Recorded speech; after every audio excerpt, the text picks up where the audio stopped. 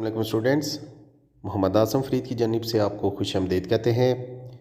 Students, आज के इस टॉपिक में हम स्टैटिस्टिक्स पार्ट 1 पिंडी बोर्ड के कुछ इंपॉर्टेंट क्वेश्चन चैप्टर 3 के डिस्कस करने जा रहे हैं।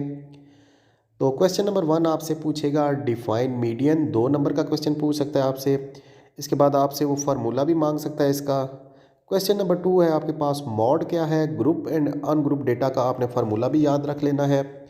क्वेश्चन नंबर 3 आपके पास डिफाइन पार्टीशन वैल्यू, आपने पार्टीशन वैल्यू की आपने डेफिनेशन कर लेनी है। क्वेश्चन नंबर 4 है एक्सप्लेन कोटाइल, कोटाइल क्या है, आपने इसका ग्रुप और अनग्रुप डेटा का फार्मूला भी याद कर लेना है। इसके बाद क्वेश्चन नंबर 5 है आपके पास व्हाट इज़ पोजिशनल एवरेज, आपने एवरेज क्या होती है इसकी टाइप्स और इसकी आपने डेफिनेशन लाजमी करनी है। क्वेश्चन नंबर 6 है आपके पास define a central tendency, central tendency से क्या मुराद है, आपने इसकी डेफिनेशन लिखनी है।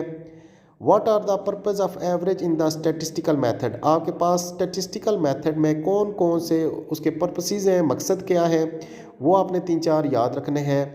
क्वेश्चन नंबर 8 है आपके पास what are the different kinds of statistical average, आपके पास जो स्टैटिस्टिकल एवरेज है उसकी मुख्तलिफ अकसाम कौन कौन सी हैं वो आपने लिखनी है। क्वेश्चन नंबर 1 है what are the 2 methods that can calculate in the simple arithmetic mean in the case of an individual series, आपके पास इंडिविजुअल सीरीज़ की अगर आपने अर्थमेटिक मीन फाइंड करनी है उसके 2 मेथड आपने लिखने हैं। और लास्ट क्वेश्चन है आपके पास what are the methods of calculating the simple arithmetic mean, आपने सिंपल अर्थमेटिक मीन जो है वो आपने किस तरह से कैलकुलेट करना है, आपने उसका फार्मूला भी लिख देना है और उसकी डेफिनेशन भी लिख देनी है और उसके इंपॉर्टेंट पॉइंट्स भी लिख देने हैं। तो स्टूडेंट्स, ये थे आपके चैप्टर नंबर 3 के इंपॉर्टेंट क्वेश्चन जो पेपर पॉइंट ऑफ व्यू से बहुत ज़्यादा इंपॉर्टेंट थे।